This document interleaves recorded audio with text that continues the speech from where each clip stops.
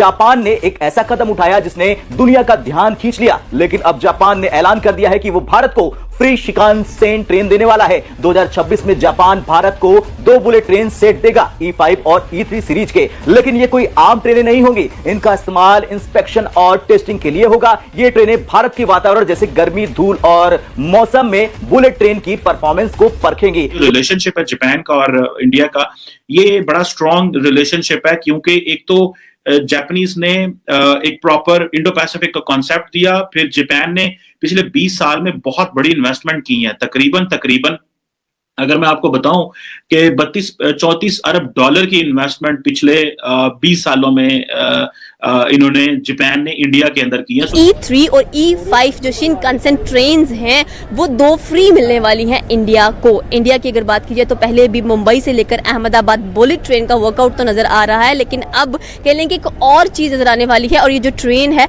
ये सर्दी गर्मी हर मौसम को टेस्ट करने के लिए इंडिया के अंदर चलाई जाएगी। जापान और इंडिया की जो टाइज हैं वो बहुत गहरी हैं। इंडिया के रिलेशंस डेकेड्स पुराने हैं और बहुत गहरी टाइज हैं, ये सही बात है। अब जापान के साथ भी ऐसा ही है। तो इतनी बड़ी फॉरेन डायरेक्ट इन्वेस्टमेंट आप इमेजिन कर लें कि आ रही है, तो क्या क्या आप स्केल देख लें, वो स्केल क्या हो सकता है।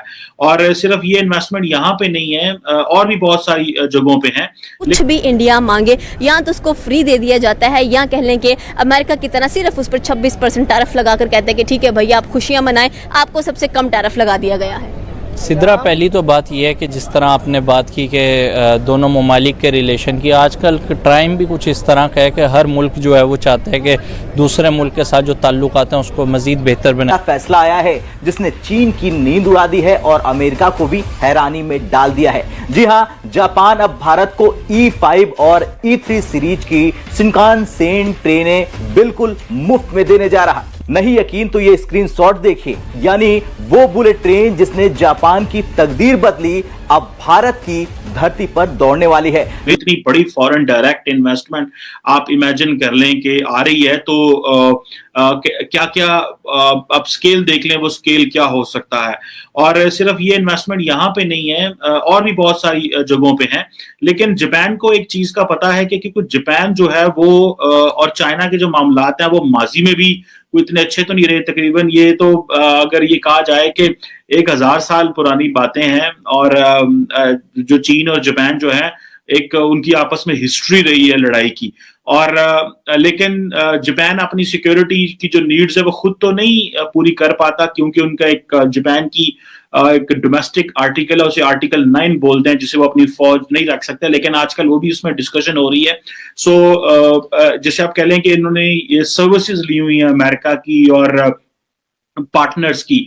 सो मुझे ऐसे लग रहा है कि जापान जो है वो इंडिया से भी इसी किस्म की मदद मांगना चाहता है कि कल को अगर उनको जरूरत पड़े तो वो जापान इंडिया की मदद ले सकें। लेकिन इंडिया डेफिनेटली किसी ऐसे मसले में नहीं घुसेगा जो जाहिर बात है एक प्रॉब्लम बढ़ेगी। हम लोग बात करेंगे जापान की, तो जापान का जो ताल्लुक है इंडिया के साथ, जो रिश्ता है वो कदीम पुराना नजर आता है। एक तो कह लें कि सिमिलैरिटी ऑफ रिलीजन्स के बेस पर आ जाते हैं, दूसरा कह लें कि इंडो पाक एक बहुत बड़ा मुआहदा तय हो चुका है इंडिया और जापान के दरमियान में। वो ये है कि E3 और E5 जो शिनकानसेन ट्रेन्स हैं वो 2 फ्री मिलने वाली हैं इंडिया को। इंडिया की अगर बात की जाए तो पहले भी मुंबई से लेकर अहमदाबाद बुलेट ट्रेन का वर्कआउट तो नजर आ रहा है, लेकिन अब कह लें कि एक और चीज नजर आने वाली है, और ये जो ट्रेन है ये सर्दी गर्मी हर मौसम को टेस्ट करने के लिए इंडिया के अंदर चलाई जाएगी और लोगों को सहूलियत फराहम की जाएंगी। सर क्या कहना चाहते हैं कि कुछ भी इंडिया मांगे या तो उसको फ्री दे दिया जाता है, या कह लें कि अमेरिका की तरह सिर्फ उस पर 26% टैरिफ लगाकर कहते हैं कि ठीक है भैया आप खुशियां मनाएं, आपको सबसे कम टैरिफ लगा दिया गया है। सिद्रा, पहली तो बात यह है कि जिस तरह आपने बात की कि दोनों ममालिक के रिलेशन की, आजकल टाइम भी कुछ इस तरह का है कि हर मुल्क जो है वो चाहता है कि दूसरे मुल्क के साथ जो ताल्लुकात हैं उसको मज़ीद बेहतर बनाया जाए। और हर मुल्क की एक कोशिश होती है कि स्पेशली जो उस कंट्री में रहने वाली आवाम है उसको ज़्यादा से ज़्यादा जो है वो बेनिफिट दिया जाए, फ़ायदा पहुँचाया जाए। अभी रिसेंटली मैं देख रहा था जापान ने एक इंटरनेट का भी जो है वो रिकॉर्ड ब्रेक किया, और कहा यह जा रहा है कि 1 सेकंड के अंदर जो है वो तकरीबन कोई 12,500 मूवीज़ जो है आप HD क्वालिटी के अंदर डाउनलोड कर सकते हैं। ये जापान ने एक नया इंटरनेट में जो है वो किया है। तो मैं समझता हूँ कि जब इस तरह की कंट्रीज़ कुछ अचीव करती हैं तो स्पेशली जो मेजर स्टेक होल्डर होते हैं, वो कंट्रीज़ जिनके उनके साथ डायरेक्ट कोई ना कोई मरासम होते हैं, कोई ना कोई ताल्लुकात चल रहे होते हैं, वो किसी मुआहदे की सूरत में हो सकते हैं, कोई एग्रीमेंट हो सकता है, कोई भी चीज़ जो दो कंट्रीज़ को आपस में मिलाती है किसी ट्रेड की सूरत में हो सकते हैं। तो दूसरी कंट्री ये चाहती है कि वो टेक्नोलॉजी जल्द अज जल्द हमारी भी कंट्री अवेल करें, हमारी भी कंट्री के लोग अवेल करें।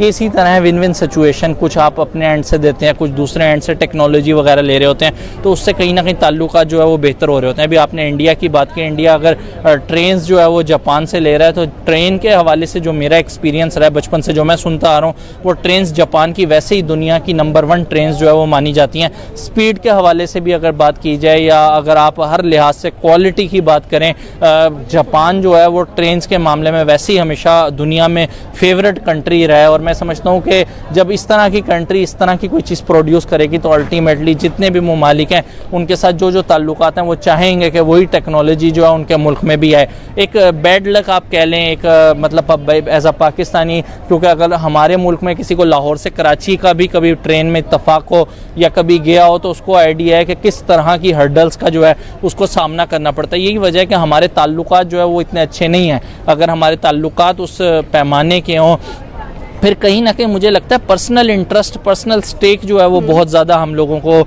मुतासिर करता है। अगर आप एक चीज़ को बेहतर बनाते हैं तो उससे 4 चीज़ें जो है वो लोगों की ख़राब हो रही होती हैं। जापान है वो इंडिया के मजीद करीब हो रहा है और वो समझते हैं कि हम दोनों के थ्रेट्स एक हैं। उधर लाइन ऑफ एक्चुअल कंट्रोल का मसला है, उधर आइलैंड्स का मसला है, ईस्ट चाइना सी में जो ऑयल रिजर्व्स का मसला है, तो वो एक बहुत बड़ी एक चीज है। जैसे कि वो कहा जाता है कि तकरीबन 200 मिलियन जो ऑयल रिजर्व्स हैं उनकी एक चैलेंज है। और इतना बड़ा प्रॉब्लम है कि 81,000 स्क्वायर माइल जो टेरिटरी है, जो मैरीटाइम बाउंड्री है, वो एक कंटेस्टेड और डिस्प्यूटेड आइलैंड्स हैं। सो जापान को इस हवाले से बहुत ज्यादा मदद चाहिए अपनी जो सॉवरेनिटी है उसको मेंटेन करने के लिए, अपने इकोनॉमिक राइट्स के लिए, अपनी एक्सक्लूसिव इकोनॉमिक जोन्स के लिए को स्टैब्लिश करने के लिए।